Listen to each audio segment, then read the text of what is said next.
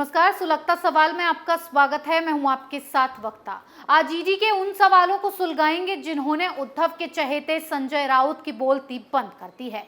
भोपू की तरह बजने वाले संजय राउत ईडी के आगे बुरी तरह से गिड़गिड़ा रहे हैं, बिलबिला रहे हैं, रहम की भीख मांग रहे हैं। लेकिन ईडी की टीम कहां रुकने वाली है? ईडी संजय राउत से एक के बाद एक तीखे सवाल दाग रही है, जिससे संजय राउत की हालत इतनी खराब हो गई है कि वो अस्पताल तक पहुंच गए हैं। जेल में फूट फूट कर रो रहे हैं, ना खा पा रहे हैं, ना पी पा रहे हैं।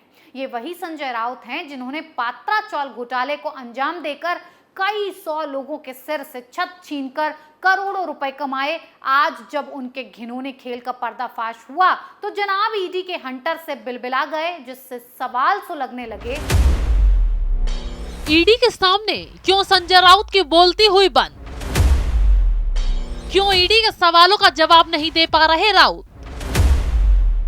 क्या संजय राउत की प्रवीण के साथ पैसों की डील हुई?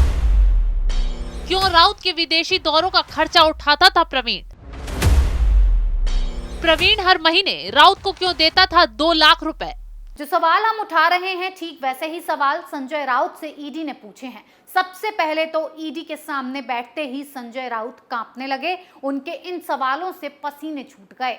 किसी भी सवाल का जवाब नहीं दे रहे। अगर जवाब देते भी हैं तो सिर्फ हाँ में या ना में। ज्यादातर में तो वो ईडी को गोलमोल घुमाने की कोशिश कर रहे हैं, जो बाहर लोगों को हाथ हिलाकर शेर बनकर दिखा रहे थे, वो आज अंदर ईडी के आगे रो रहे हैं। संजय राउत की सारी हेकड़ी निकल चुकी है। इस पूछताछ में संजय राउत ईडी के कई सवालों से परेशान हैं, जिनका उनके पास या तो कोई जवाब नहीं है या फिर वो जवाब देने से बचना चाहते हैं। ईडी के जरिए की जा रही पूछताछ की एक्सक्लूसिव जानकारी कैपिटल टीवी को भी मिली। हम आपको सूत्रों से मिली जानकारी के आधार पर ईडी के सवाल और संजय राउत क्या जवाब दे रहे हैं उसके बारे में भी बताते हैं। सबसे पहले सवाल संजय राउत से पूछा गया, क्या आप प्रवीण राउत को जानते हैं? तो इस पर संजय राउत ने सिर्फ हाँ जवाब दिया। मना करते तो बुरे फंस जाते।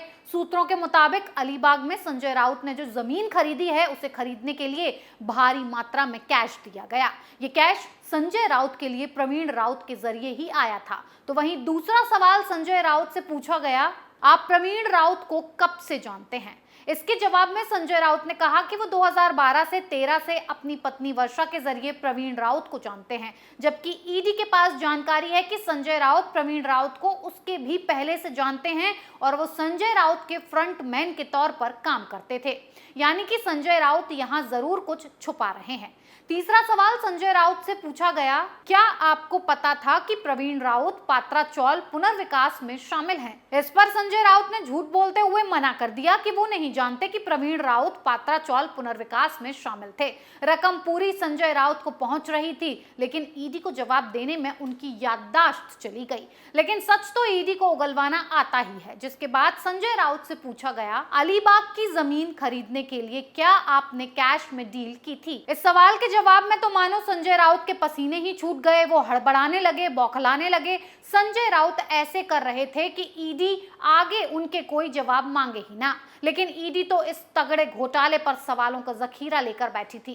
कैश डील को भी संजय राउत तुरंत नकार गए, जिसके बाद ईडी ने उन्हें उनके जवाबों में ही उलझा दिया और पूछा, लेकिन जमीन बेचने वालों ने कैश डील की पुष्टि की है? इस सवाल पर संजय राउत ने तुरंत कहा कि वो ऐसे क्यों बोल रहे हैं, इसके बारे में मालूम नहीं है। आपको बता दें कि ईडी ने अपनी जांच में पाया है कि अलीबाग के किहिम बीच पर जो जमीन खरीदी गई है, उसे बेचने वालों ने कैश डीलिंग की बात कबूल की है। साथ ही गवाहों ने भी इसकी पुष्टि की है। तो वहीं आगे की पूछताछ तो और सख्त होती चली गई। जिसके बाद संजय राउत से ईडी ने सवाल किया, अलीबाग में आपने साल 2010 से 11 में 10 जमीनें खरीदी हैं। ज्यादातर सवालों का संजय राउत ने ना में ही जवाब दिया।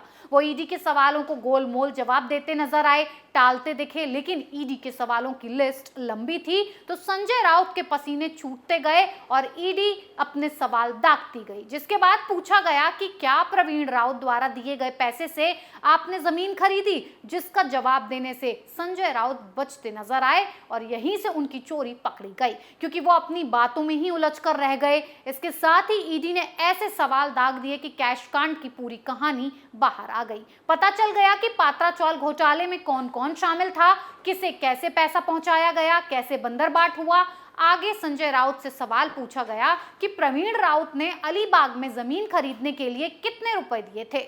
आपके और आपकी पत्नी के अकाउंट में प्रवीण ने पैसे डाले, जिस पर संजय राउत ने ऐसा जवाब दिया कि ईडी संतुष्ट नहीं हुई, क्योंकि वो साफ साफ झूठ बोल रहे थे।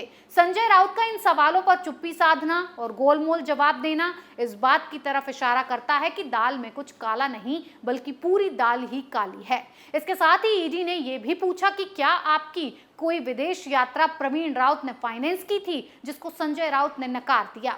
जबकि ईडी के पास इस बात के सबूत हैं कि संजय राउत और उनके परिवार का देश और विदेश में यात्रा प्रवीण राउत ने कई बार फाइनेंस किया है। फिर आगे पूछा गया कि क्या साल 2010 और 2011 के बीच में प्रवीण राउत आपको हर महीने 2 लाख रुपए देते थे, जिस पर संजय राउत ने मना कर दिया। लेकिन खुद ये बात ईडी के सामने गिरफ्तार प्रवीण राउत कबूल कर चुका है कि वो हर महीने 2 लाख रुपए संजय राउत को देता था। ईडी ने स्वप्ना पाटकर को लेकर भी संजय राउत से कई सवाल जवाब किए। यहां आपको यह बताना जरूरी है कि स्वप्ना पाटकर ने ईडी के सामने खुलासा किया था कि संजय राउत और उसके पति के अच्छे संबंध थे और उन्हीं के इशारे पर अलीबाग में स्वप्ना के नाम पर जमीन ली गई थी, जिसके लिए कैश में भी डील हुई थी। अब सवाल यह है कि आखिर संजय राउत क्या छुपा रहे हैं। हालांकि संजय राउत से उनकी पत्नी वर्षा राउत को लेकर भी सवाल दागे गए, लेकिन जवाब देने में संजय राउत की टाएं फिस हो गई। ये वो सवाल हैं जिससे संजय राउत बचना चाहते हैं, क्योंकि सिर्फ 5,625 रुपए के इन्वेस्टमेंट पर 13,95,000 मिलना बेहद चौंकाने वाला है। ईडी सूत्रों के मुताबिक अवनी इंफ्रास्ट्रक्चर की शुरुआत तब की गई थी जब वर्षा राउत टीचर थी और माधुरी राउत घर संभालती थी। इसीलिए ईडी को शक है कि इस कंपनी की नींव संजय राउत और प्रवीण राउत ने रखी है, ताकि पैसों की एंट्री सेटल की जा सके। संजय राउत की जिस दिन गिरफ्तारी हुई उस दिन रेड के दौरान उनके घर से मिले 11.5 लाख कैश को लेकर भी ईडी ने उनसे सवाल पूछे हैं, लेकिन इस बारे में भी संतोषजनक जवाब ईडी को नहीं मिला। सवालों को सुनकर संजय राउत की याददाश्त चली गई है। सुलगता सवाल में आज के लिए इतना ही। नए सवालों के साथ फिर पेश होंगे, तब तक के लिए देखते रहिए कैपिटल टीवी। नमस्कार।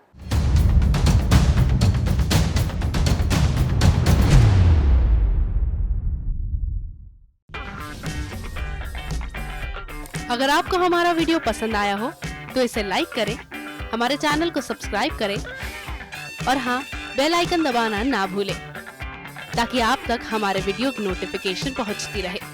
आप अपना सुझाव हमें कमेंट बॉक्स में दे सकते हैं। हमारे साथ जुड़ने के लिए शुक्रिया। मैं राजनीति करता नहीं, पर राजनीति को बहुत गहरे तक समझता हूं। मैं लोगों के बीच रहता हूं, लोगों के मन को अच्छे से जानता हूं।